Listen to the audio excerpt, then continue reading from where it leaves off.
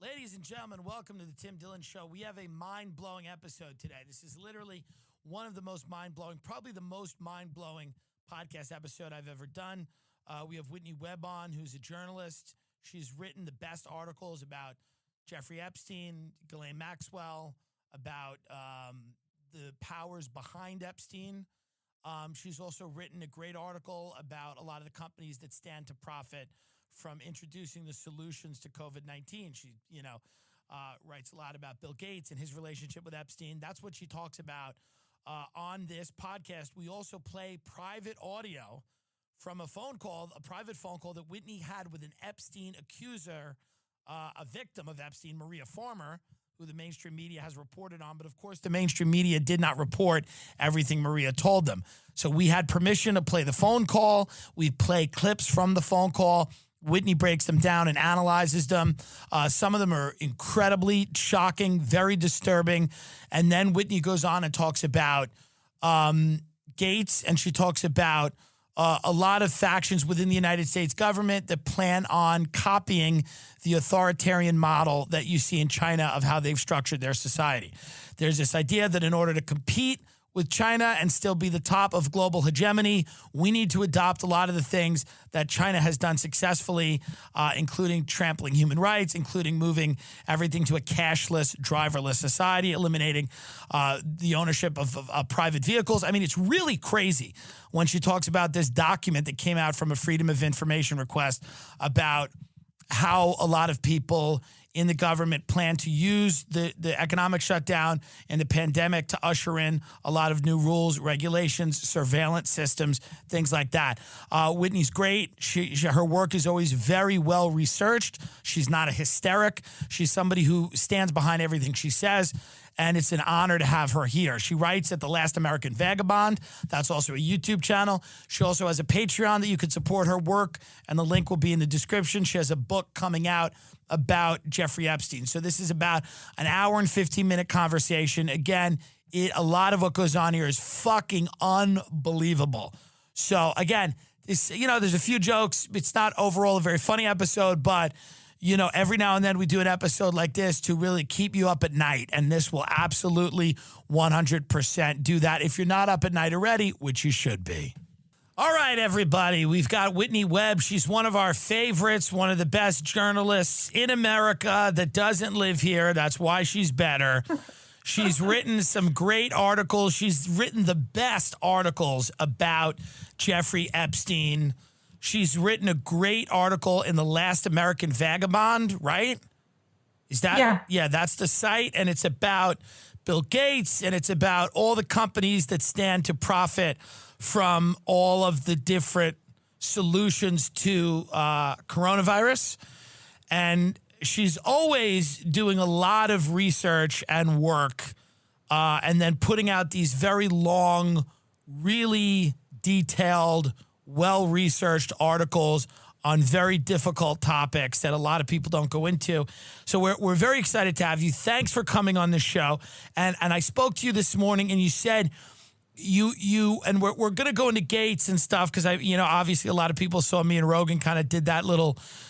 We had a little little fun argument about Bill Gates, who I don't know anything about other than I've read some articles about him, and and then Rogan was like, well, Bill doesn't have any reason, he has enough money. He doesn't want any more money. But as you know, whether it's George Soros or the Koch brothers or Bill Gates, billionaires often engage in social engineering. They have an ideology. They want to impact the world. Some of it is good. A lot of it isn't. So what's interesting is like, we're going to all have to understand what Bill Gates and a lot of these people are trying to do. It should be transparent. And that was my thing with Joe. I was just basically like, listen, we all want to solve climate change, but if I said to you part of that was having a one child per family policy and you could never drive an SUV and we're going to put a cap on, the energy that you could consume, you might say, wait a minute, whoa, hold on. So we all agree nobody wants coronavirus. Everybody wants some way to prevent coronavirus, but It's the details, which is something that you're very good at. It's figuring out what the details are of these solutions. Quickly, because then we're going to go into this Epstein thing, but quickly, just blanket off the bat with Gates. What concerns you particularly about Bill Gates and some of the initiatives that he's pushed around the world? All right. So Bill Gates is one of those billionaires who had a ton of money, and it took him a really long time to get involved in philanthropy. But not just speaking about Bill Gates, but so-called philanthropists in general. Since the day of the very first billionaire in the United States, John D. Rockefeller, they have tried to rebrand themselves as philanthropists. Even Jeffrey Epstein, before he was arrested the first time, used to be called philanthropist. It's been used a lot of times to basically launder a person's reputation when they get involved in odd or unsavory activities, which billionaires, we've seen over the years sometimes are prone to do, right? So as far as Gates goes, a lot of people have compared his foundation, the Bill and Melinda Gates Foundation, to the Rockefeller Foundation, sort of as the successor to that, even though that foundation still exists in a lot of ways, focusing a lot of attention on developing countries, and some of those things that have happened, and scandals with the vaccines and all of that with Bill Gates has to do with the fact that his foundation has a lot of close ties to major pharmaceutical giants, and in some cases, some of those vaccines that were originally rejected for use in the United States ended up being sent abroad to other countries, developing countries like India, for example, where they ended up having really severe health effects on largely the girls that received them. And a lot of other controversies. I mean, vaccines in general, there's, a lot of people get really agitated when people bring up vaccines, but it's important to remember that, there can be some vaccines that are produced poorly or produced, for example, in a facility that is not up to standards and has sanitary issues, for example. And then when those vaccines are used, that can cause adverse reactions. And that is, a crime, essentially, and wrong. And there can be people that can talk about pharmaceutical corruption and not necessarily be against vaccines as a science. And what we see a lot of times is this conflation of people saying, oh, you're criticizing this particular vaccine or this particular pharmaceutical company or this particular vaccine manufacturer, you must be against all vaccines. And I don't think that's true at all. But in terms of Bill Gates, one thing I do want to point out about him is that his rhetoric over the years has been very odd when it comes to vaccines. He says, stuff at these TED Talks like, we can, bring down the world population by, if we're good on vaccines and stuff like that. And that's kind of odd, right? Presumably vaccines exist to keep people alive longer, not to reduce population. So the fact that he's talking about it that way, I think it's reasonable that people are concerned about that, especially considering, too, that he's talked about for years that he's concerned that the global population is too large, specifically in Africa. A few years ago, he was saying that he was very concerned and bothered by how many the African youth boom is the term used in the report there. And I just don't really understand why we have to be putting, trotting out this billionaire on CNN and stuff, telling us how to respond to this crisis when he doesn't have a medical degree. He's a guy that didn't even finish university. He dropped out of Harvard and then went on and became this, tech guy, massive tech billionaire because he got this deal with IBM in the 80s and all this stuff, right? But why is he giving medical advice on a massive scale? I mean, it just seems really odd. But the thing, to me, that's the biggest red flag about Gates is his relationship with Epstein. And I say this for a couple of reasons, mainly that if you look at who was one of the executors on Epstein's will, it was a guy named Boris Nikolic, who was actually Bill Gates' chief scientific advisor. There's pictures of Nikolic, Gates, and Epstein, also Larry Summers, all together palling around. And it came out, after last year, after the second Epstein arrest last year, that Epstein was very interested in eugenics, right? I mean, this was openly admitted in mainstream media. And what I was told, what we're going to get into today about Epstein by one of his victims, is that they talked about eugenics all the time and talked about the superiority of races and how other races are lesser than others. And she was like, this is how these people think. They talked to me like this. They told me I was lesser than them. Because I didn't have their DNA. How close were Gates and Epstein personally? Well, so there has been a huge cover up on Gates and Epstein ties. I can say that for a fact because the New York Times originally it said like they had met in 2016, and then the New York Times said, "Oh no, actually it was 2011." But that's a lie. And I know this because there is this article that is they have tried to scrub from the internet, but you can still find it if you're persistent like I am. It's from the Evening Standard, a UK newspaper. It's from January 2001. It was written by Nigel Rosser. And in there, it talks about a whole bunch of stuff about Epstein. Of course, this was before he was controversial, right? So it says a lot of things about Epstein. It even mentions the intelligence ties. It says CIA. It says Mossad in this article, right? But one sentence that really caught my attention was Jeffrey Epstein made his millions, all his money from his business links to these three men. And it says those three men are Leslie Wexner, Donald Trump, and the third one is Bill Gates. And this is in 2001. And so obviously there had to have been some relationship there, right? Right. Before 2001. So this is an article written in 2001 about how, and why was it written? Was it like just a piece about Jeffrey Epstein? It was some type of just biography, or what was the tone of the article? So in this period of time, Epstein had gotten some media attention mainly because he was seen around Prince Andrew a lot in public during this period of time. And Gisllane Maxwell had always sort of generated interest in the British press because her father was like this hated white collar criminal, basically.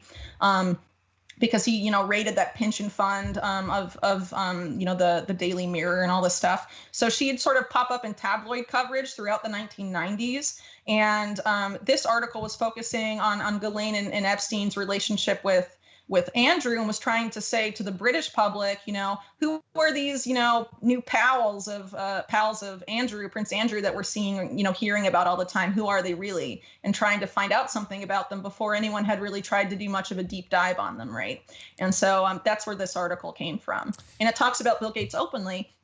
And the first Epstein victim to go to the FBI, Maria Farmer, who I interviewed yesterday, she said that when she was around Epstein and Gisllane pretty much every day for like 2 years. And she said that she heard them talk about Bill Gates in 1995, like they knew him really well. We're going to get into that interview because that's very interesting. But just in general, after looking into this information, is it your belief that it's very possible, if not probable or likely, that somebody like Bill Gates has very different views in private than the ones he's shared in public? Oh, yeah. Okay. Absolutely. I think all of these billionaires do. I mean, let's think about Leslie Wexner, for example. If you're going to buy the reasoning that, well, he has so much money, he doesn't need anything else. I mean, why would he do anything bad, right? A lot of times there's these people like this that get this type of money, and when they can't buy anything else, they want control, right? Yes. They're about, like you said, social engineering and control, or, sort of imposing their vision of the world and what they think is best on other people. Or telling everyone else to make sacrifices that they will never have to make. I mean, that's another big thing. Trying to, basically engineer the lives of regular people and tell them to make sacrifices where, the wealthy and the government will never be forced to make those types of sacrifices. Well, with Bill Gates and vaccines, why did his, the pediatrician for his children come forward and say that Bill Gates refused to have his children vaccinated? Why is that not getting enough coverage? Is that true? From what I understand, yes. Wow. That's very interesting. But mainstream media didn't pick it up because obviously it's, who wants Bill Gates, on your bad side? Well, we do. Right? We do right here. I've said that before. Come and get us. I'm kidding. Or am I? But let's get into this interview with Maria Farmer, who's an Epstein victim.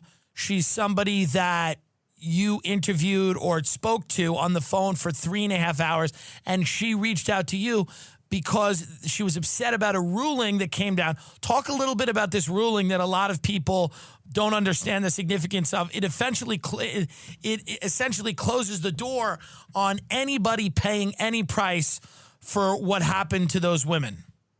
Yeah. In a nutshell, not to get too technical on anyone, basically what it means is that someone like Gisllane Maxwell or any other co-conspirator in what Epstein was involved in, walks free, and they walk free for good. It's basically saying these people are immune to prosecution, and any Epstein victim that comes forward and tries to say this person was involved, they can't go to court.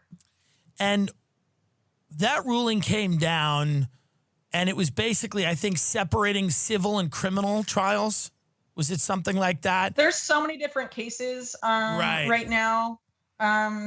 So I'm not 100% sure on that. But I mean, the important takeaway is that essentially it claims that these other, the sweetheart deal, as it's called, that was negotiated. It was done. That stands. It was done correctly. And so part of that deal that he got the first time was that none of his co-conspirators had to be named, like Gisllane, Maxwell. Or they're immune, basically. Or they're immune. Yeah. So they all got immunity. So when Epstein's first deal was given out by a judge in Florida, and it was negotiated by, I believe, Acosta, who was the Secretary of Labor, he negotiated that deal for Epstein. Epstein, part of it was that none of his co-conspirators would ever have to face prosecution. That seems insane, that you would be giving blanket immunity to all his co-conspirators, but then that was the ruling that was held up recently so that Gisllane Maxwell.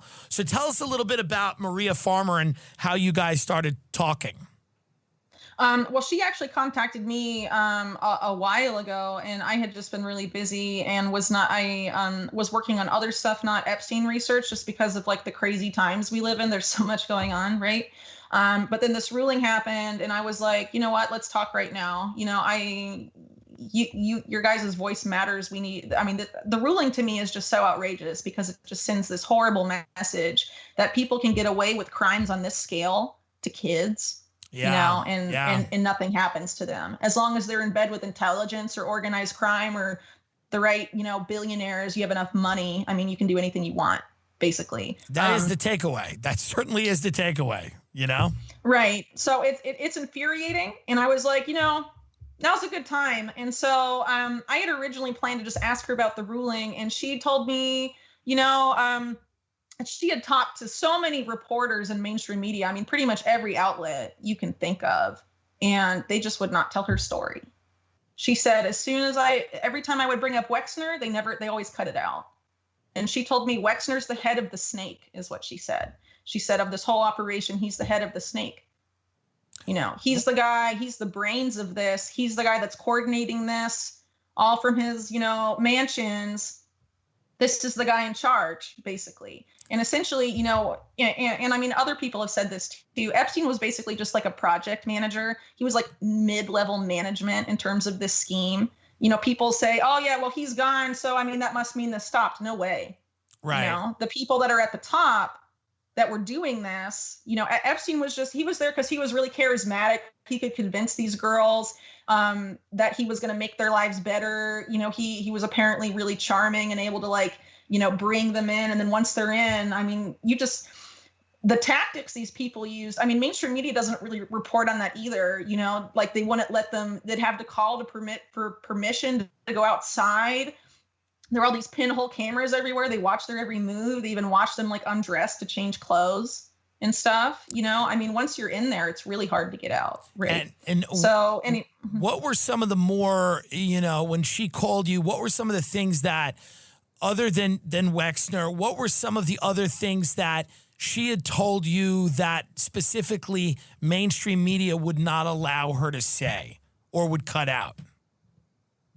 Well, it was specifically anything to do with Wexner and a lot of other things. I mean, it was just so much because, I had read about her story in mainstream media because they reported on her. Right. And honestly, she said everything that she had told me, she had told them, and less than 5% ended up in mainstream media. Are you of the opinion that Wexner is an asset of either a foreign intelligence service or our intelligence service? She said that he's Mossad. That's what she said. Right. It does. And that he's part of the mob, like the mafia. Right. She said it was like organized crime. And, in my series, I point that out too, that he, has basically documented ties to the National Crime Syndicate, which is the Jewish and Italian mafia. They started their union in the 1920s, and they've pretty much been blackmailing ever since. And they got in bed with the OSS, the precursor to the CIA. And then after the CIA was made, they got in bed with them. And that's where all of this has really come from. Right. So Wexner's, a part of that, and he's been carrying this on. But every time she would bring him up, they would cut it out. They don't want to go after Wexner. But, if he's the head of this, it won't stop until there's some accountability for him. But apparently, because he's the richest man in Ohio, no one wants to say anything. And I think that's sick. Absolutely. What did she say about Gisllane Maxwell? What was her role in this? And where does she think she is now? Well, she said Gisllane Maxwell is the most dangerous woman she thinks she's ever met and the most dangerous asset for Israel. That's a direct quote. She said that. And she said that Gisllane Maxwell talked about Israel and said that she and Wexner and Epstein were not loyal to the United States. They were loyal to Israel. They straight up told her that. She had passports, Gisllane did, for like 5 different countries, including Israel, the United States, the United Kingdom, France. This woman was balls deep in intelligence. And of course, anyone that looks at her father knows this. Gisllane also told her that she believes her father was murdered by Israeli intelligence, but then given a state funeral because of his importance, right? Among other things. But she said Gisllane is a dangerous, very dangerous woman, but didn't have a lot of friends. So the people she would treat as, her servants, her employees, she ended up trying to share information about herself. She'd have her go shopping with her, sit her down and go through photo albums of her childhood. She had 12 photo albums of her growing up with the royal family. That has not been mentioned in mainstream media. They claim the Prince Andrew ties were in the late 90s with Gisllane Maxwell. She says, no way. They were really young in these pictures, and there were photo album after photo album. Wow. Of them. Yeah. When you say dangerous woman, is it farmers that Gisllane could make people disappear? That she could, did farmers suggest that there were certain girls or victims that she used to see around that she doesn't see around anymore? Was there anything of that nature discussed? Well, on the last point, she didn't say Gisllane, she didn't talk about Gisllane murdering anyone per se, but she definitely does think that there were a lot of kids that ended up dying that got recruited. We can go into that later. But in terms of what Gisllane Maxwell was doing, she said that she one day went to her art portfolio because she was recruited to work for Epstein. She was basically forced to work for Epstein because of the dean of the school, the art school she was going to in New York, basically said, oh, you're going to work for, these guys, basically. And that's why she was there. So she had this art portfolio. Depends on how you define cool. No, I said what school? School, not that's cool. Oh, what school? Yeah. Sorry, it came through and I was like, No. No, it was the New York Academy of Art, and the woman that was the dean, the head of the school at the time was a woman named Eileen Guggenheim. And there's pictures of her with this lady, Marina Abramovich, pictures of her with the Clintons. At this point in the podcast, I do want to say that myself, neither you are suicidal. No, not at all. Okay. No, just want to let everyone know that. I intend to take these people to town. Yeah. Because the fact that mainstream media would not report this, and it's my job now. Yeah. The FBI knew all this stuff in 1996. Jesus. And most of mainstream media knew this in the early 2000s. Vicky Ward knew all this stuff. So the Guggenheim owned school in Manhattan, or she's the principal or somebody, tells Maria that you are now going to work for Jeffrey Epstein. Basically, yeah. Mm-hmm. And as what? As an assistant? As a masseuse? She ended up doing interior decorating and stuff like that for all these apartments, because they had this whole apartment building that's officially owned by Epstein's brother, where all these girls were kept. There were so many places. There were so many buildings.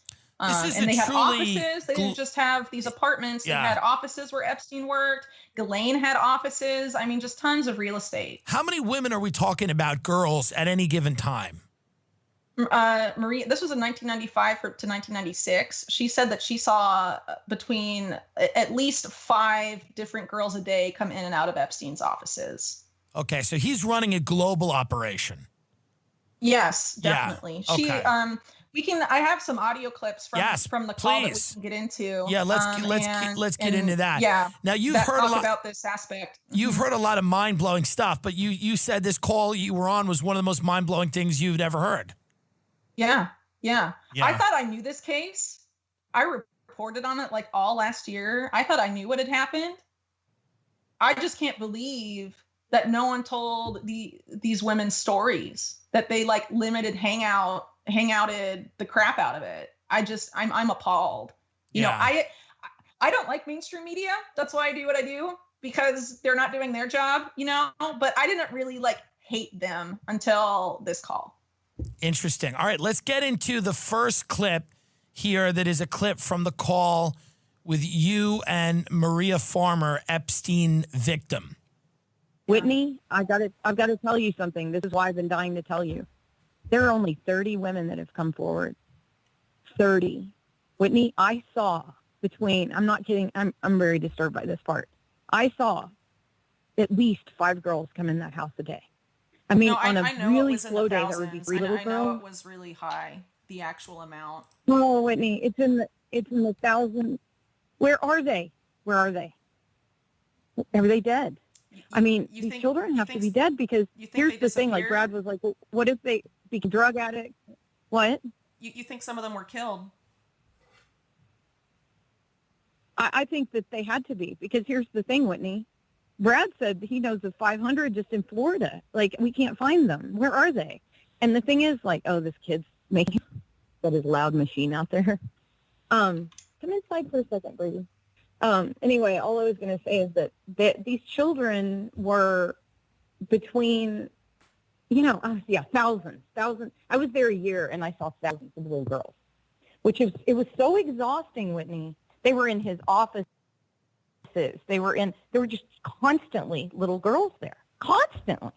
And I remember one of the reasons I quit, I said, I am tired of dealing with the number of people coming and going. You know, I'm just tired of, and that sounds horrible now, but I didn't understand what was happening entirely. I just knew it was weird. And I certainly didn't know it was pedophilia. I mean, and the other thing is, Gisllane had said one day in Florida, when I was in Florida, she said, we have to go on a jog for a while. And I said, why? And she said, well, Jeffery needs 3 massages. So while I was in Florida, there were 3 little girls being assaulted. And now I look back on that, I'm so creeped out. I didn't know. But I knew that they abused their maids from the Philippines. That was another reason I quit. Because one day I went to take a nap upstairs in the 66, or in the mansion on 71st. And, I worked the door, like signing people in, and there was no one coming in that day. And so I went and took a nap. And they were the sweetest ladies from the Philippines ever. And they came in and they were like kind of tucking me in. And one of them whispered, I said, how long have you worked here? And she said, we were stolen. I'm like, what does that mean? They were stolen. They were trafficked. And they had women from the Philippines in Florida and in New York and in the house on the ranch. And no one ever cares. Like, I mentioned this and everybody goes, yeah, well, they traffic people out of the Philippines and Thailand as servants.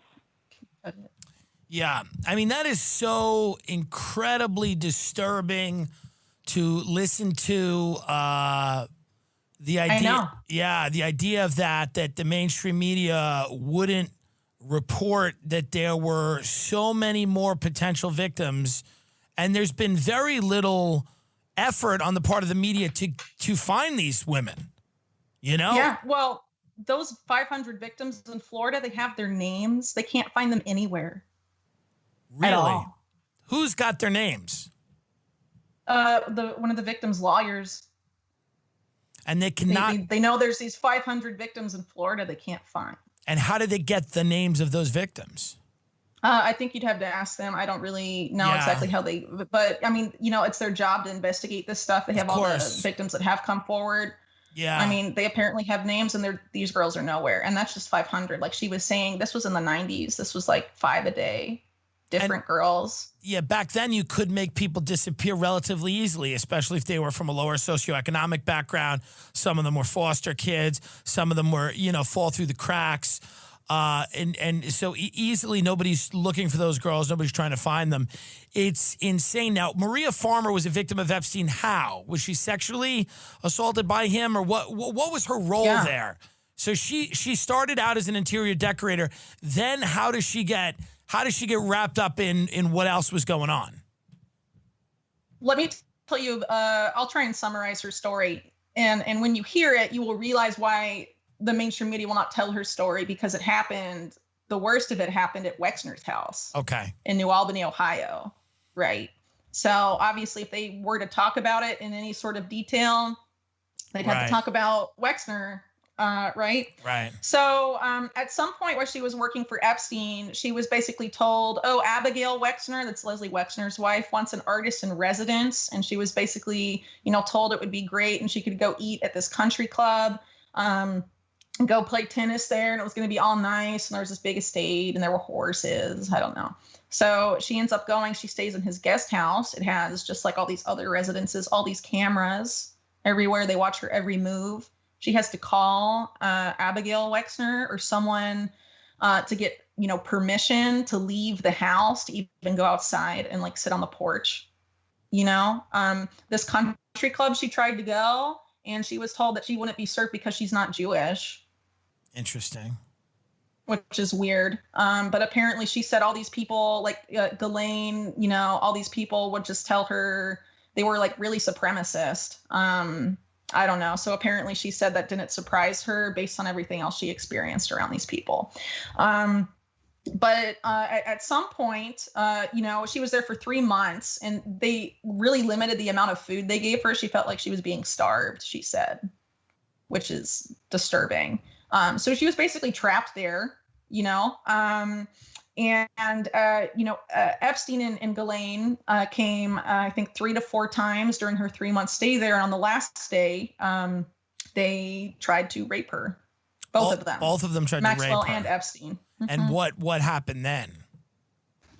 Well, so when we talked, she jumped around a lot from different topics, from this to that. From what I understand, after that, they ended up leaving. She called the police, and the police basically said they weren't going to come help her because they work for Wexner. They work at his gate at the estate, and to like stop calling, basically. And how old was she when this? She called the police, and the police basically said they weren't going to come help her because they work for Wexner. They work at his gate at the estate, and to like stop calling, basically. And how old was she when this was happening?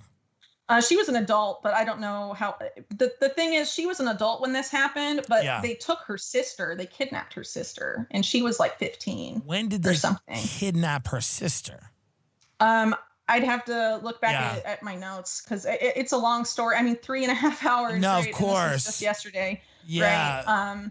But I mean, the mainstream media, the New York Times, basically makes the story sound like, she went to Wexner's house to paint a mural, and Epstein hired her, and then Epstein tried to put his hands on her, and then she called the cops, and that was it. Right. No.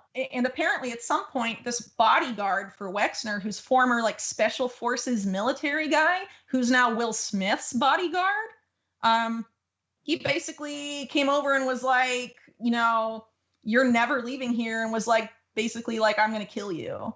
And the only reason she said she made it out is because there was a landline in that house, and she called literally everyone she had ever met in her entire life. Wow. Her entire, like her whole family, as many people as she could, saying they are trying to kill me. Now, and because they saw her making a stink with all these cameras, they ended up letting her go. And she said to me, I was an adult at the time. What if I had been one of those preteen girls or one of those younger kids? What would have happened to me? Did she ever see any notable people, any bold-faced names with Epstein and Gisllane that would be surprising to anybody? Oh, yeah. Yeah. One thing that shocked me, honestly, is that she said that in New York, Gisllane would go to these around the time school would get out to like middle schools. She would like drive around and say that she was recruiting models for Victoria's Secret and would go up to like all these 12-year-old girls with like braces and stuff in school uniforms. But she almost always went to do this with Ivana Trump, Trump's ex-wife. And said that they were together all the time in this, going around in cars, talking to these young girls, and that they would exchange information. And the next day, those girls would be in Epstein's office. So she would go around to, I imagine, were these prep schools? Are these public? I mean, I don't know exactly what type of school it was. But it's hard to imagine that they're going to very wealthy schools, because then the parents of those kids would also be sort of powerful and connected people. But who knows? Who knows? But so she was going to junior high schools, middle schools with Ivana Trump, and saying she was recruiting girls for Victoria. Wait, what was she recruiting girls for?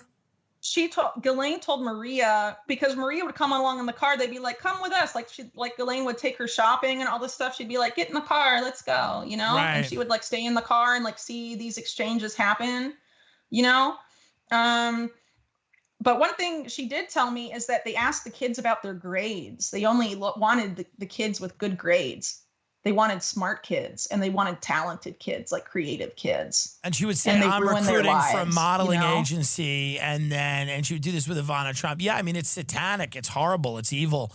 Ivana Trump, what's the angle there? I mean, does her name come up? Yeah, I honestly don't know, because it had never come up before. But she was like, I want her to explain herself. Why was she always there, and why was she always going around with Gisllane with these kids? Why was she involved? Like, she should explain herself. That's what Maria said. Are there a lot of photos with Gisllane and Ivana Trump? I haven't seen any, but that doesn't mean they don't exist. I believe so. Yeah, but, okay. I mean, I'd have to go. There's pictures of Gisllane and Trump from like the early 90s and all that stuff. So it really honestly wouldn't be this surprising. This was like mid 90s, right? This is like 95. By the time it hit like 2000 and so, like the Trump Epstein relationship sort of started to get rocky. It started to degenerate. Why? Why exactly did it start to get rocky? Well, from what I understand, it was sort of competition about real estate. At some point, there was this mansion in Palm Beach that Epstein wanted to buy and flip, and then he showed it to Trump and asked his opinion, and then Trump ended up taking it from Epstein or something like that. Some sort of like real estate marksmanship, gamesmanship. Yeah, I don't know. And so they got mad at each other, and apparently after Trump did that to Epstein tried to like set him up or something with some sort of like blackmail thing. So Maria, when did Maria start figuring out that, hey, this is not a modeling agency. These aren't talent scouts. These people are pedophiles. Did she figure it out before was it the rape in Ohio that did it, the attempted rape, or she had no? Yeah, that's what she said. Yes. Okay. She said during the attempted rape, she said everything like that started to click, all this weird stuff she'd seen and just like didn't understand, just thought they were like just weird, total weirdos. When she was being assaulted, it just clicked. She's like, these people have been around my sister, who's way younger than her. Right. These people have been around my sister. And then she said that she, out of nowhere, had this feeling that they'd taken these pictures she had of her sisters that were like hidden in like the basement of this guest house. She like had all her stuff there, like super organized. And because she was an artist, she had like some pictures of like her younger sisters like half naked for like anatomy stuff, but she always painted them with their clothes on. And apparently they had gone in there and taken the pictures. And after she escaped that mess, barely, she called Epstein's office trying to get those pictures back. And eventually someone called her back and said, "Don't try and get the pictures back. They're in his briefcase and he's using them." And then she hung up. How long did you work for him in total? It was 1995 to 1996 when she was assaulted. I don't know exactly what month she began. I had to do a follow-up call with her. It was just taking it all in at once, Yeah. I was just like, tell me whatever you want to tell me, Yeah. I was like, I have all afternoon. Let's go. What else? Did you say anything? Follow-up stuff. Mm-hmm. What else do you remember in terms of disturbing or things that you had not necessarily heard before? Well, there's a clip for this one. Yeah. She said the FBI was just as abusive to her as Epstein and Maxwell, Right. which is just insane, since that's supposed to be the institution that protects people like this. Yeah, nobody listening to this show believes that. I'll tell you that much. I'm sure there are people out there that believe that. Nobody listening to this show. Let's play that clip, because that's an interesting clip to get into. Did they, after she left, was that the end of contact she had with them after the assault and they finally let her out? Did she have any further contact with them? Yeah. Okay. She said that when she went back to New York after that whole incident in Ohio, that Epstein stalked her and followed her around. Very creepy. All right, we're going to play the clip now. Here's the FBI clip. I mean, I can't even explain to you how abusive the effing BI is. It's unbelievable to me.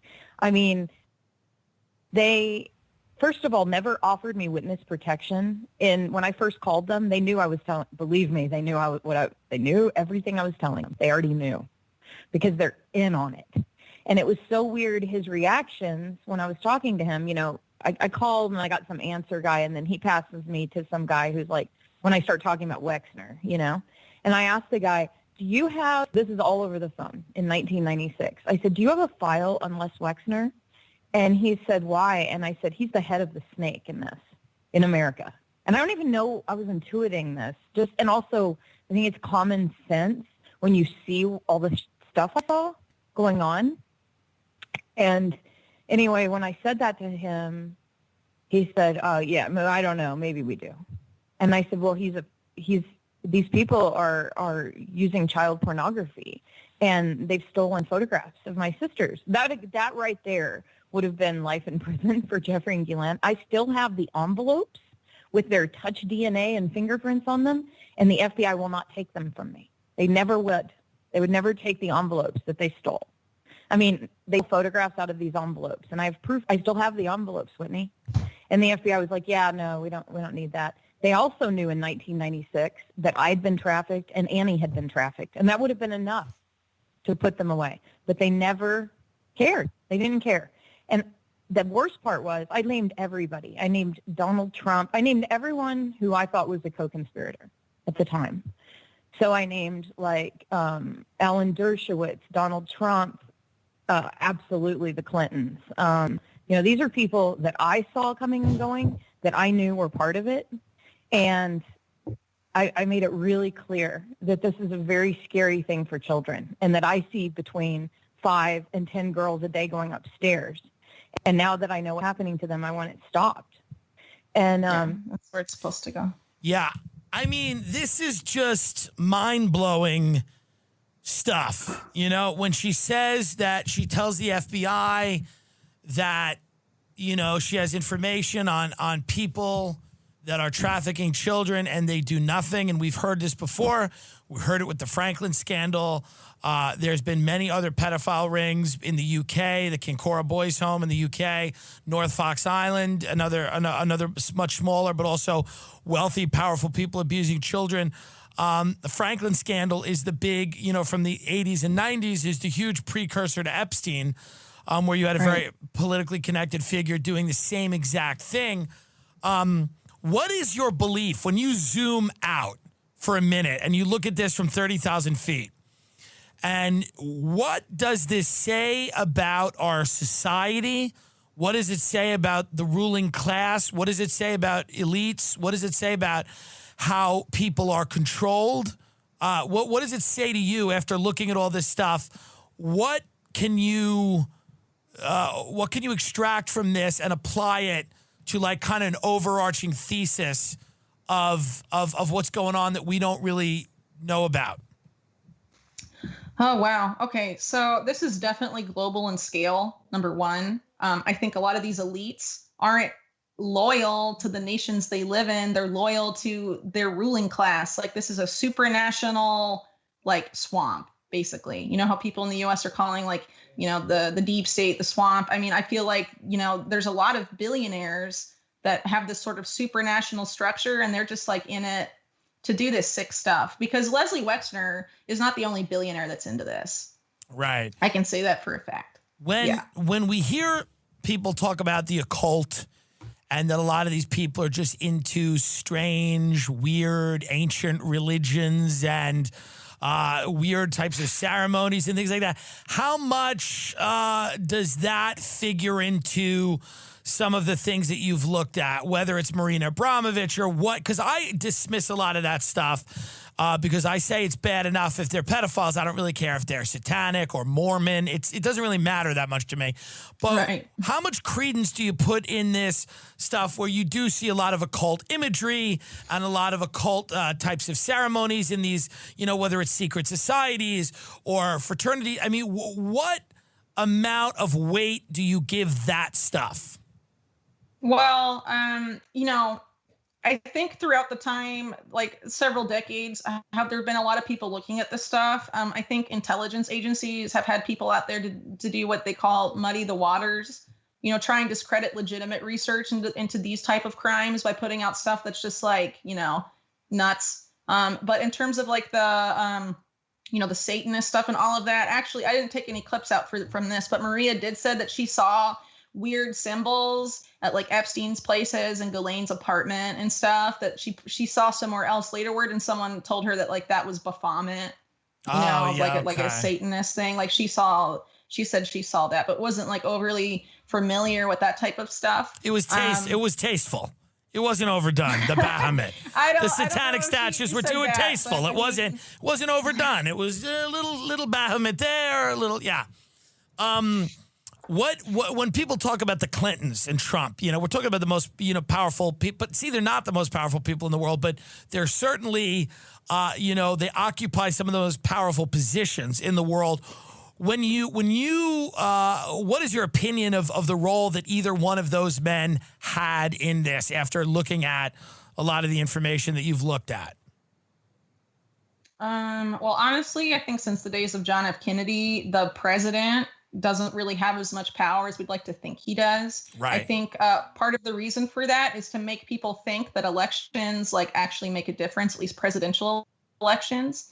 And that as long and have people, sort of develop this political savior complex, as long as we have the right guy in the White House, then as long as, we can fix things if we get this one guy in this one office. And I think since the days of JFK, that type of stuff is not really reasonable anymore, because what we're dealing with is, these intelligence agencies that do these things like, support Epstein in that type of activity, for example, but they're also involved in drug running. They're also involved in gun running. I mean, they're essentially organized crime syndicates. And like I said earlier, they got in bed, the CIA, right, as soon as it was formed, basically got in bed with the mob. And they're in bed with the mob in a bunch of other countries. They work closely with other intelligence agencies like Mossad and MI5 in the UK that do the same thing.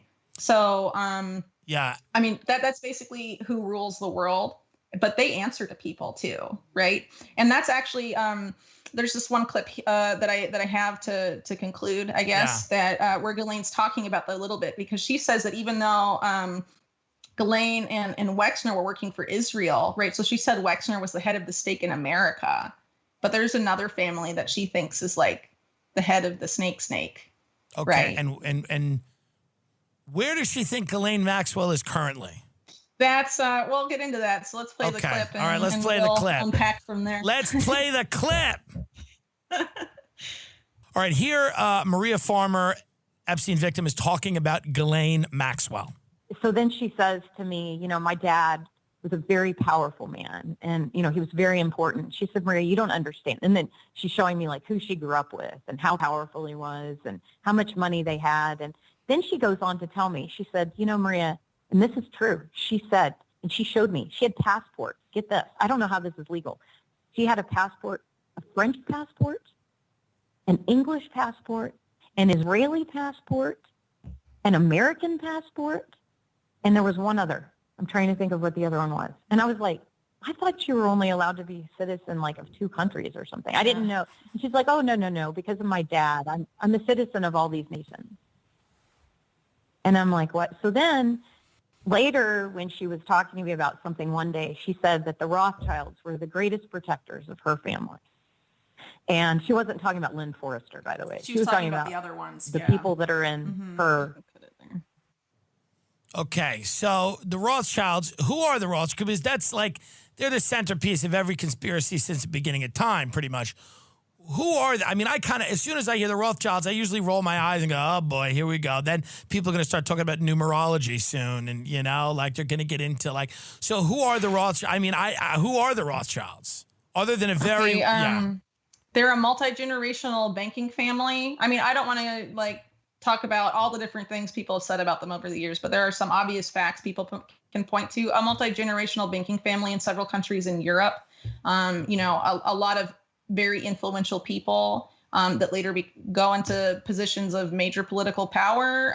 Sometimes they're Rothschild bankers. Like Macron of France used to work for a Rothschild bank. Commerce Secretary of the United States, Wilbur Ross, also used to work for them, right?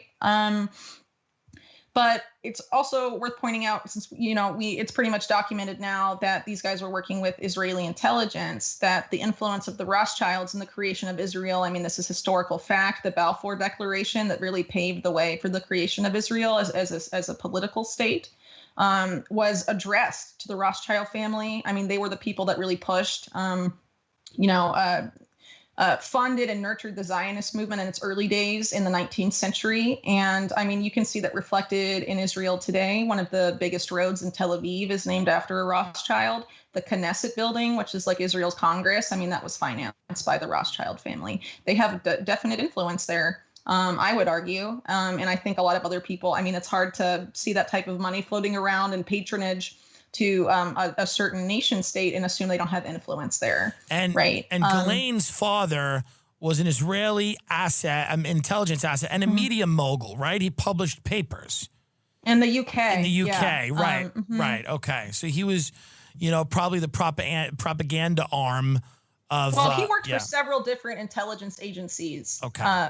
Robert Maxwell did. Like, he had a relationship with Russian intelligence as well. But he apparently British intelligence thought about recruiting him at some point, and they said no because he's only loyal to Israel. So he was considered to be like, you know, an Israeli super spy basically, but he had like a lot of connections to different intelligence agencies in the world. But apparently he had been given money to build his media empire by Mossad financiers or financiers, and had basically been, put in this position to manage this money, and he didn't, wasn't able to pay Mossad back at some point, and started making threats, and he got pushed off a boat. When Epstein gets caught the second time, is this just a major glitch in the matrix? Did nobody see this coming? How does, he's got all these powerful friends. He gets away with it the first time. What is the second time then? How do we understand that? Is it that just, you had an aggressive district attorney in New York, or how exactly, or an aggressive U.S. attorney? How exactly does he get brought in the second time? So Maria said that it had to do with some very tenacious NYPD detectives that were very adamant about getting this guy charged again. She said the Berman guy, Jeffrey Berman, the district attorney, is not a good guy. That's what she said. But she said that he basically had to act because these guys at NYPD were like really persistent, and that she knew that he was going to be arrested like 2 weeks before because they had come to interview her and like solidify up the case and all this stuff. And these NYPD guys, how does the case even fall into their lap?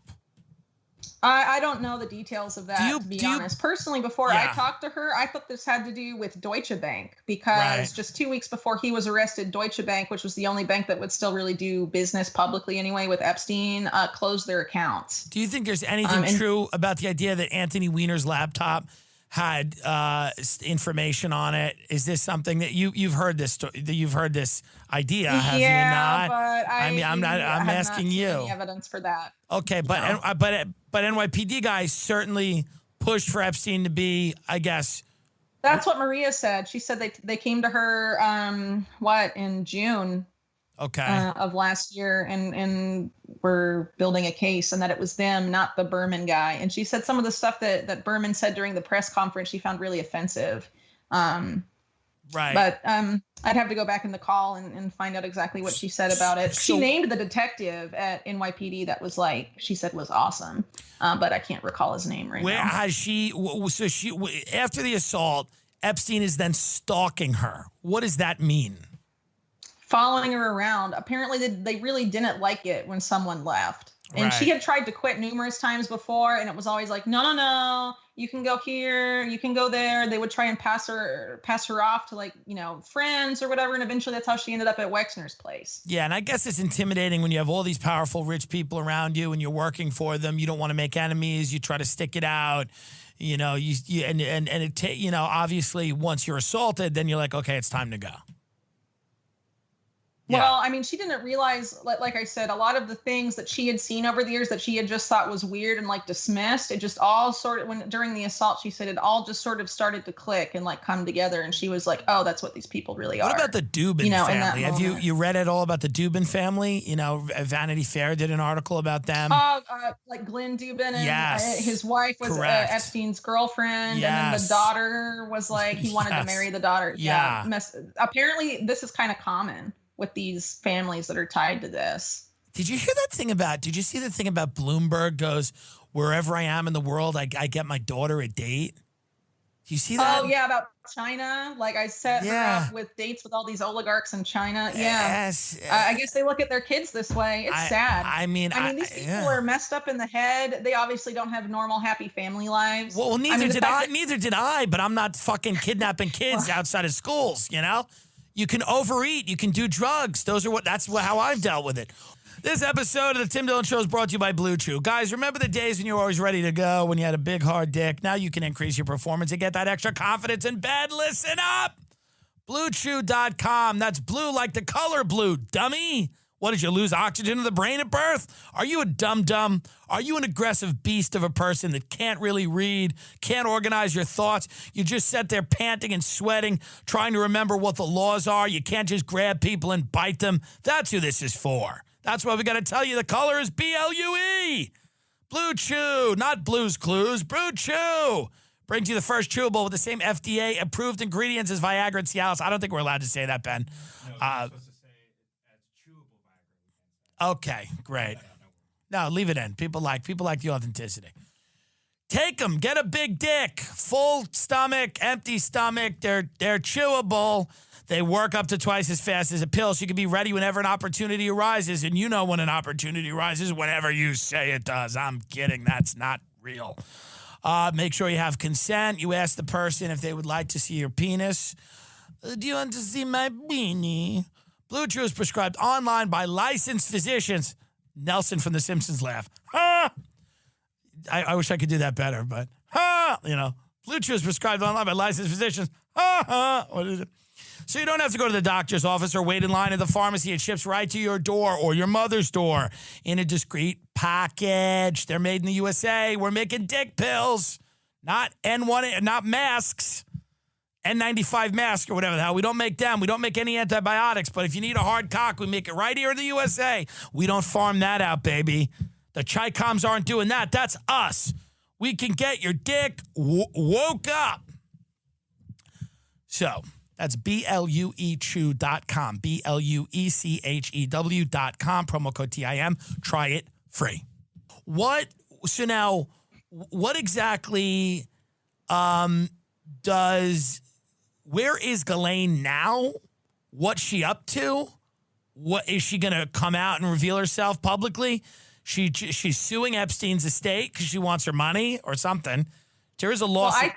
I think that's about getting the money back for the intelligence agency that funded this whole thing back to where it came from. Right. Because why else would she be suing? Because, I mean, her money didn't come, it was all given to her. Do you think just like all of Epstein's money was given to him? He didn't make like billions. He was given all this money by Wexner. Do you think we'll see Gisllane Maxwell again ever publicly?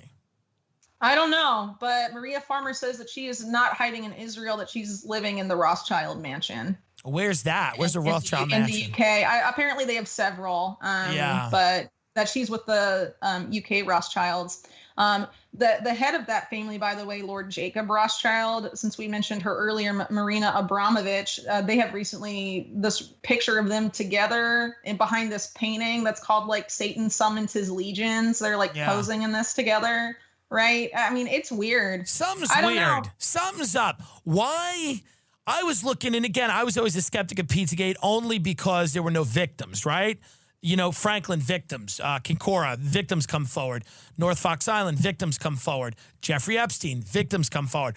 In anything without victims where we're just looking at art or we're just looking, but if you look at some of the art that Tony Podesta had and some of the artists and some of the artists that he would frequently purchase art from, it's fucking weird.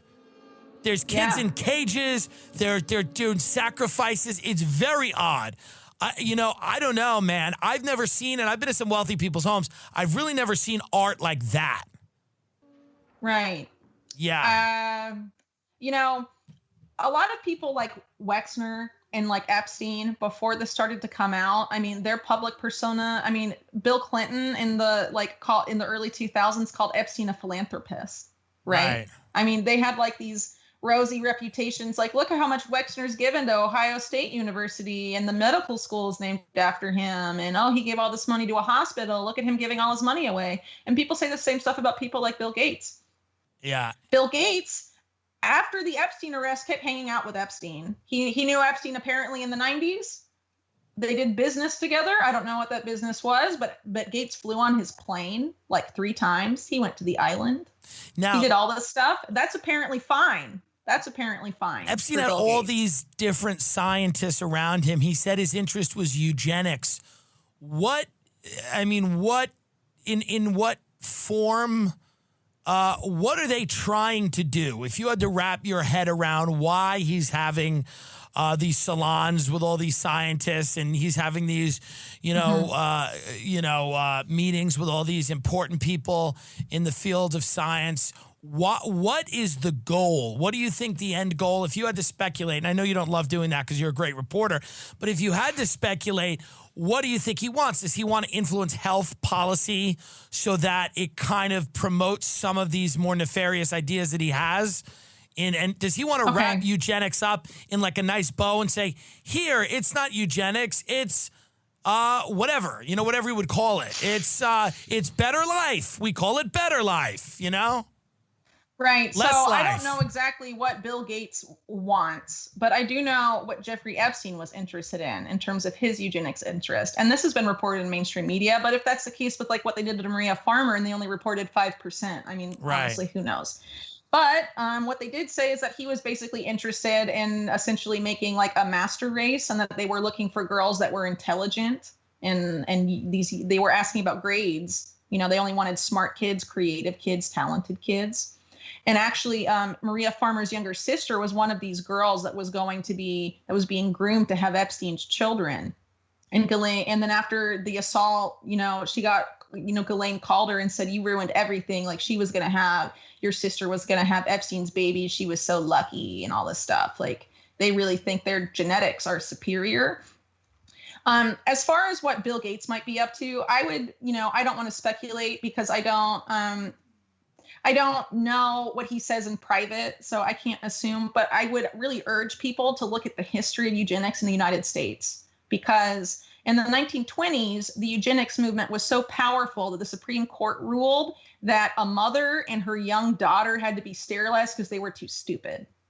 Really? And they were from like a poor, And this is not isolated. There were states that had passed eugenic laws before this. I mean, they're the billionaires of the Gilded Age were really into this. And they were like, and the lady that they said to sterilize in that Supreme Court ruling was a poor white person.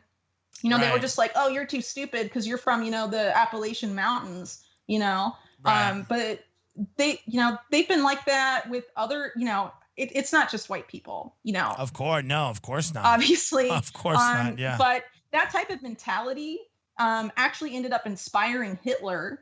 But obviously, with World War II, that type of mentality went out of style. And there's a lot of people who make the convincing argument that those people that were eugenicists in the United States during that period of time maintained their views, but found a way to sort of let it slide under the public. Right. Right. And what about a lot I don't of people? want to get too controversial, but Margaret Sanger. Go there. Okay. Well, Margaret Sanger, who was the founder of like Planned Parenthood, right, a long time ago, she wrote very disturbing things about African Americans, right, and intentionally wanted to put Planned Parenthood centers there, where there was the highest concentration of African Americans. Yeah, okay? I mean, it's a and that's not a conspiracy. You can read her letters. No, it's odd. You know, I don't want to get into the whole like issue because it's like such a left and right divide, and I really try and do everything I can to like transcend the left right divide because there's so much more important stuff. And you mean the issue meaning abortion? Bickering. Right. But I mean, if this lady was saying this stuff and saying, I want to put the center here because I don't want this particular race to like, I don't want their, I don't want them to have a lot of kids. Right. You know? Yeah. That's messed up. And Bill Gates' father was associated with that organization. Apparently he had ties to the Rockefellers, and the Rockefeller family were from the time of the first billionaire, J.D. Rockefeller, in the Gilded Age, where they were passing all these laws. He was into that stuff, and his sons were into that stuff. Right. So I would say to people that want to sort of look at this, look at the history, because we know what those people were saying and what they were doing, because they were open about it then. Right. And now they've ask yourself, did this continue? They were never held accountable. You know what I mean? Yeah. It's very possible. And if you look at stuff Bill Gates has said, like, a couple of years ago, too many Africans. Right. So now those views have maybe gone underground, but they're still very much, held by people. And what do you think it is? You study these people, you've written about them. Is it power? Is it control? Do they want to just control the entire world? What's the goal here? What's the end game? Is to just have a slave race of people that will do the jobs, and then have this, kind of perfected race of people that gets to enjoy the benefits of, I mean, what do you think the picture looks like? Well, really quick, I want to go back to my last point really quick, because, like you saying this had gone like underground. I really believe that, because something that Maria told me is that she heard Gisllane and all of these people she was around say the most racist things. And I mentioned earlier that they were very supremacist, but they would not go to cities where they thought there were too many African Americans. They said the most racist First things of all, I want about these people. Yeah, I want my human traffickers to be woke and politically correct. I do. I don't sleep at night if my human traffickers are not for diversity and inclusion. But Gisllane Maxwell, I mean, it's just fascinating to me, man, when you look at all this stuff, how evil these people are, how powerful they are, how big the system is, how utterly impossible it seems to get any justice. Nobody seems to be able to, even when it looks like, now who whacked Epstein in your estimation? Mossad hit? What is it? I honestly don't know, because, a lot of people spend a lot of time talking about his death and like what happened to him. I think that attention is better spent asking, how the heck are we going to get Gisllane Maxwell in prison, and how are we going to get Leslie Wexner in prison? Well, we're and hold them accountable. We're probably not. Yeah, I wish we would. I don't really know who killed Epstein. There's no camera footage, so honestly, anything could have happened. Right. Honestly, I mean, who really knows? I mean, the prison guards won't talk; they're being charged. I mean, they won't say anything, right? They were apparently like asleep or whatever, right. And the camera footage was there, and then it disappeared, and who knows? So, I don't really know what happened, honestly. But there's a lot of people that definitely wanted him dead. And I think that's pretty clear. And he was middle management. He probably wasn't worth saving. If they killed Robert Maxwell, they're going to kill Jeffrey. They'd probably kill him too. He outlived his usefulness. You know what I mean? Coronavirus, man-made, natural. What do you think? Well, I have no idea what it is. And I think everyone that's saying they know what it is, I don't think they're telling the truth, because it's really hard to know. There's so much information out there. Yeah. It's hard. But what I do think is inaccurate, and we're seeing this huge, very similar to the weapons of mass destruction. Yeah, let's go to war with China tomorrow. Yeah, let's go to war with China tomorrow. Yeah. But what's disturbing is that a lot of the evidence these people are citing, saying it's a Chinese bioweapon, for example, they cite studies. And if you actually look at those studies and you look at the funding, it was funded by not just the Chinese government, but a lot of U.S. government organizations. And that lab in Wuhan had direct ties to Fort Detrick. Right, in you know, Maryland. and these other, you know, U.S. research organizations. Even these people that are claiming that it's an exclusive Chinese bioweapon, they shared all these articles today saying Facebook's fact checker worked at the Wuhan lab. It's an American. Right, right. And they're acting like people aren't going to get it, you know? I mean, so obviously there's like, why would they leave that out, you know? What do you think?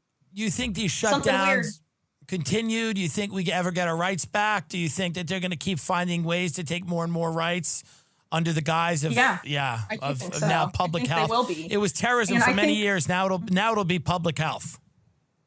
Yeah, well, it's another invisible enemy, isn't it? I mean, you know, there were the terrorists after 9/11, and now, you know, we're allied. The U.S. government is like allied with Al Qaeda in Syria and Yemen, basically, like fighting on their behalf. That's amazing. And we gave up all these rights for that, and now we're out openly supporting them. I mean, it's insane. Yeah. But in terms of coronavirus, some of the reporting I've done in recent weeks has really shown that a lot of the solutions for coronavirus that we're being told we need to, you know, these systems, like these surveillance systems we have to implement, you know, these were planned out last year, months ago. Yeah. For example, this coronavirus surveillance system, they were promoting this under a different name called Safe Home, under this agency they wanted to make called HARPA. It was Ivanka Trump promoting that. Now Jared Kushner is promoting this thing today in his like new task force or whatever. But last year they were saying it needed to be done to stop mass shootings. And what they are doing is they are taking these solutions that they want to implement, and they're just tacking on whatever Americans are most afraid of. What is this surveillance? Mass shootings. Yeah. Now it's coronavirus. What is this surveillance system, though? What are they trying to do? What are they going to try to do?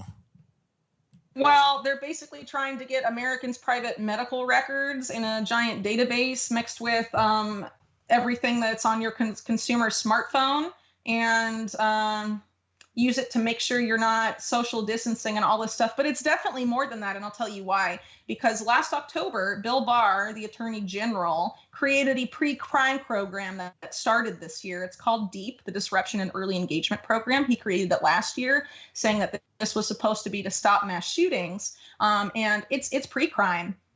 Because the idea behind it is that you arrest someone who's mobilizing towards violence, and the way you do it is by looking at their health records and what they say on social media, and that you arrest them before they can strike.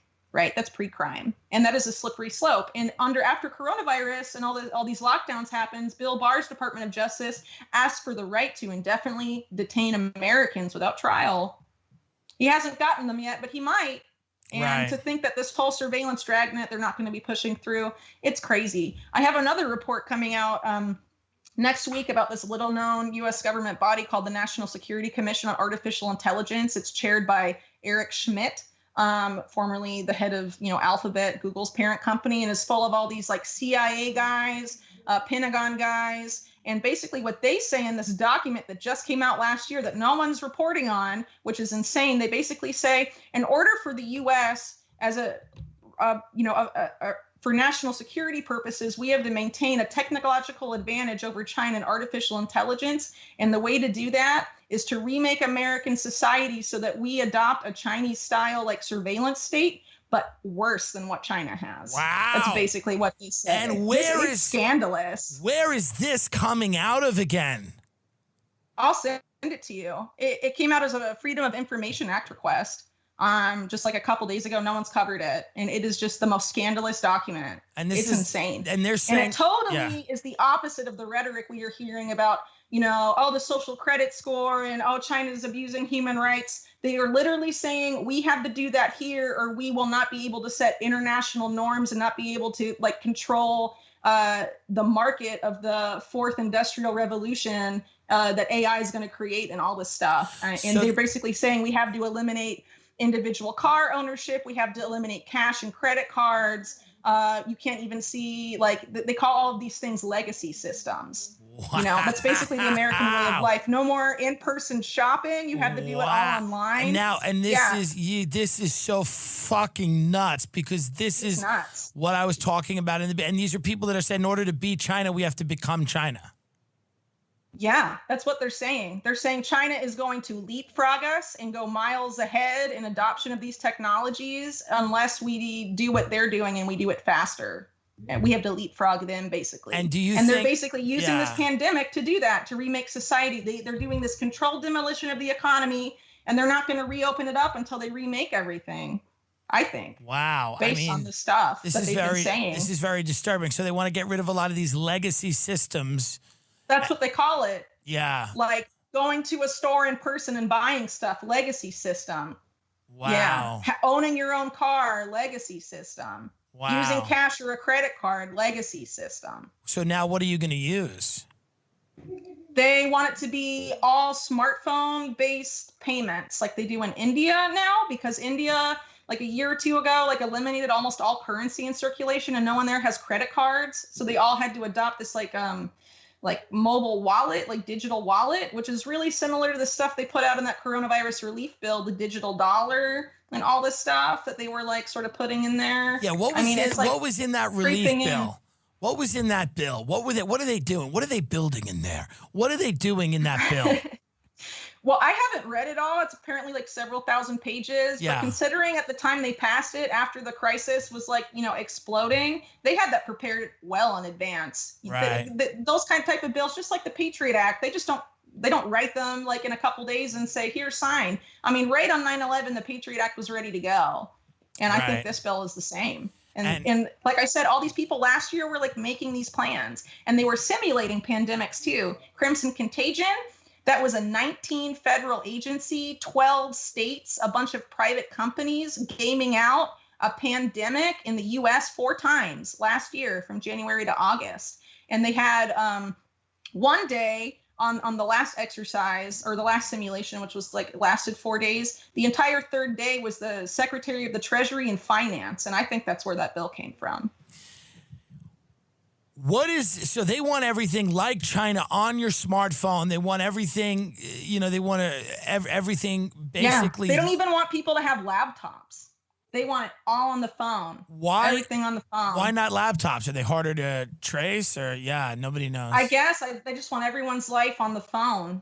That's pretty much where it's going. They're like, phase all this stuff out and make it all the phone. All the phone. It's crazy. I will send you this. So you see I'm not making this up. I don't believe you're making it up. All this stuff like mass surveillance is awesome. It's a killer way to train artificial intelligence. They say it's awesome that in China, people are using, the police use voice recognition technology to arrest people before they commit crimes. Yeah. Oh boy. Before they commit crimes. And this commission is supposed to give the recommendations to the government about how, from this national security point of view, how to maintain an advantage over China. And this is what they're saying. And someone had to do this Freedom of Information Act request to get it. And this is like the only document produced by that body they got. And like I said, this is headed by the ex-Google guy, Eric Schmidt. But it has like 2 different, like the first CEO of In-Q-Tel, the CIA's venture capital arm, right? Yeah. It has the current CEO of In-Q-Tel. It has the former deputy director of national intelligence. I mean, it's spooks, and it's Amazon. It's Microsoft, Google, it's Oracle. Oracle, by the way, is involved in the coronavirus response right now and like reopening the economy with Trump. I mean, all of these same players that are on this commission are also involved in this reopening the economy business. And what do you think they're going to do? Probably what they were saying in private last year. You know what I mean? So this is really terrifying. This is like ending freedom, what little freedoms we have left, getting rid of them. Now, why no private ownership of vehicles? What is behind that? Is that the climate related? They just don't want. No. They want autonomous self-driving fleets of like ride-sharing cars. They say that like things like Uber and all this stuff, that's where this has to go. That individual car ownership is like dangerous, and that it needs to be fleet ownership. It's more efficient. And all this stuff. I mean, that's basically what about they lay owning out. And they say, if we don't do it, then China will be better at it than us. And then they'll export it to other countries, and our giant Silicon Valley tech companies will lose money and all this stuff. I mean, that's how they're thinking. If we don't put a chip in your arm, China's going to put chips in everybody's arm, and they're going to make the money. Exactly the mentality. Fuck. And it's, yeah. What about home ownership? Is there anything in the document about that? They didn't talk about home ownership. Okay. No, not specifically. It's redacted. They didn't include all the slides. So there's a lot in that. There's a lot in that document that they left out. I'm sure. They redacted and there's it. obviously more documents. They've had tons of meetings and briefings and all this stuff, and this is the only thing they've put out. Yeah, one little document trickled out. And these are all the guy from Google. So and this is what I was talking to Joe about, and this is what I was saying. A lot of these people have pretty fucking scary ideas that are hidden from public view, and by the time you know what they are, they've already been foisted on you, and you know, you can't get away from them. Wow. Well, that's why it's important to like bring this out. I will send this over. I mean, like, hopefully you won't share it before my report's up. So No. We'll wait. You do your thing. People, this will come out Sunday in 2 days, and then people will listen to us talk about it. Everybody will read your article. I mean, all of this is mind blowing. All of it is crazy. You know, but I really feel like they're using the lockdown to do a bunch of stuff they normally couldn't get away with. And I think that's why this ruling about Epstein and the sweetheart deal happened now too. Right. Gisllane, Maxwell, Wexneroff, what are people going to do? And then the corporate relief, the relief bill or whatever was a 4 times bigger bailout for Wall Street than 2008. And after the 2008 bailouts, there was Occupy Wall Street. There were protests, but everyone's on lockdown. What are they going to do? Right. The yellow vest protests in France. $1,200 check. The yellow vests in France are done. Live off of for 10 weeks. Yeah. That happened in France. Yeah, that's done. All done. The Hong Kong protests are done. Right. It happened in a lot of a lot of the first countries to do lockdowns actually all had protest movements going on. It's like, so France had the yellow vest. Spain had the separatists in Catalonia. Chile, where I live, had a lot of protests that began last October that were trying to get the current president of Chile to resign. Those went away. And the president of Chile, Sebastián Piñera, he declared a constitution, like suspended the constitution for 90 days and declared a lockdown before there was a single death in Chile. He was like, bam, let's go. Mm-hmm. Did they give a time frame with any of these things that they want to do in that document that trickled out, or we don't know? It doesn't give a time frame, but considering that, you know, they're like, we got to act now or China will, you know, take it over. It just really shows that all this rhetoric about like China bad, America good, that's not what they really think. What they really think is like, we like the Chinese model, but it needs to be us doing it. And we need to be the people exporting it. And then we'll be the global hegemony forever. Yeah. But if we don't do it, then it'll be China. And people are going to be led into the slaughterhouse because we've created this fake us versus China. And we're going to become China, supposedly in order to beat China. Great. Yeah. Well, not great, but you know what it is. It doesn't make any sense. I mean, it's just the most illogical thing ever. And that's why I think it's so important, because then people will see like the lie and the rhetoric, you know, people saying, oh, China's a huge threat to human rights and they're hostile and they're going to expand. Well, which I'm sure they are. I'm sure they're not doing anything great over in China in terms of human rights. Oh, no. But I'm not rooting for that. I'm just saying, like, the U.S. is being super hypocritical publicly. Yeah. You know, they're doing like what Clinton said. I have a public and a private position. I mean, all of these people are like, it's very true. Very disturbing stuff, Whitney Webb. As always, we're up at night now. We were up before, but now we're up more. Tell people where they can support you financially. Any which way. You are so essential. You're the only person really doing this kind of work. Where can people read your stuff? Where can they find you? How can they give you money?